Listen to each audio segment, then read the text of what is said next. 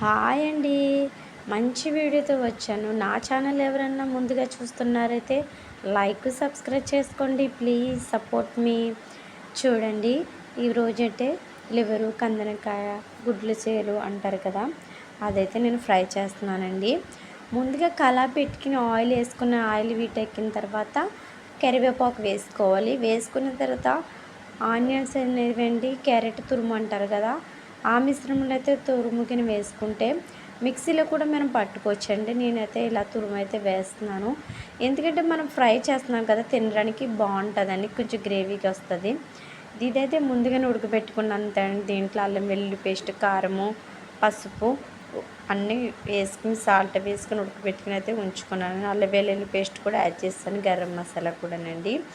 ఇవి ఉడకబెట్టుకుని పక్కన అయితే పెట్టుకోవాలండి. ఇవి చూడండి, చాలా సింపుల్ ప్రాసెస్ అండి, ఎక్కువ కష్టపడిన అవసరం లేదు. అయితే అవుతూ వచ్చింది కదా, దీంట్లోనే మనం పచ్చిమిర్చి అనేది వేసుకుందామండి.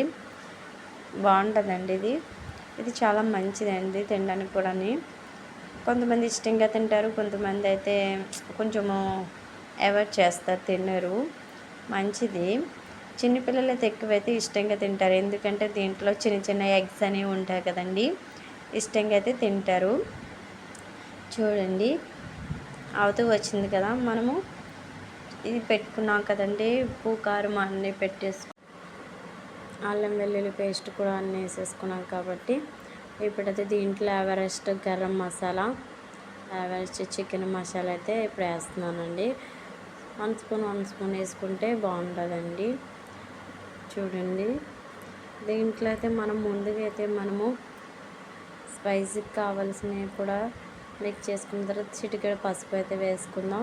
తర్వాత కారం యాడ్ చేసుకుందామండి. కారం ఎక్కువ తినే వాళ్ళు కూడా ఉంటారు స్పైసీ, సో మీ ఇష్టం అండి, 2 స్పూన్లు కూడా వేసుకోవచ్చు. నేను 1 స్పూన్ మాత్రమే వేస్తున్నాను. చూడండి, దీంట్లో టేస్ట్కి సరిపడా సాల్ట్ అండి, మీ ఇష్టం అండి, చూసుకుని అయితే వేసుకోండి మీరు.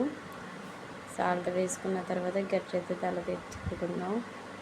చూడండి, ఇప్పుడు దీంట్లో యాడ్ చేద్దాం గరం మసాలా, ఎవరెస్ట్ గరం మసాలా.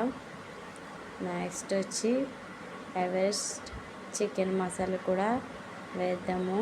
చూడండి, ఇది గ్రేవీ కింద, ఫ్రై కింద అవ్వడం వల్ల మనకి తిన్న బాగుంటుంది. దీంట్లో మనము ఉడకబెట్టుకున్న గుడ్లు అండ్ లివరు, కందనకాయలు ఇవన్నీ అయితే వేసేసుకుంటున్నాం.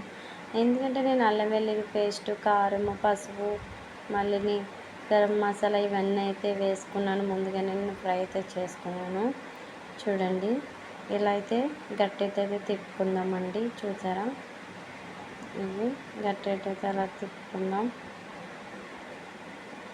చూడండి, బాగున్నాయి కదండి. ఇందులోని ఇప్పుడు మనం ఒక్క 5 మినిట్స్ అయితే మూత అయితే పెట్టుకుందాం. ఇప్పుడైతే చూద్దాం. చూడండి, వావ్, అవుతొచ్చింది కదా, అంతేనండి. మళ్ళీ ఒక్క 5 నిమిషాలు మూత పెట్టుకున్న తర్వాత తీసుకుని కొత్తిమీర గార్నిష్, అంతేనండి, సింపుల్ ప్రాసెస్ అండి. మీరు కూడా తప్పకుండా అయితే ట్రై చేయండి. ఏం చేస్తామండి, మనం మిడిల్ క్లాస్ వాళ్ళం కదండి, ఇలాంటి తినేవాళ్ళు కూడా ఉంటారు. ఆ రేంజ్లో అయితే ఇలాంటి అయితే రెస్టారెంట్లో గట్ట తెచ్చుకుని అయితే తింటారు. మనం మిడిల్ క్లాస్ వాళ్ళం కాబట్టి అండి, మనము ఒక 100 రూపీస్ అట్లా వెళ్ళి తెచ్చుకుని మనం వండుకుంటాం. మా మిడిల్ క్లాస్ ఫ్యామిలీ మీకు నచ్చినైతే లైక్, సబ్స్క్రైబ్ చేసుకోండి.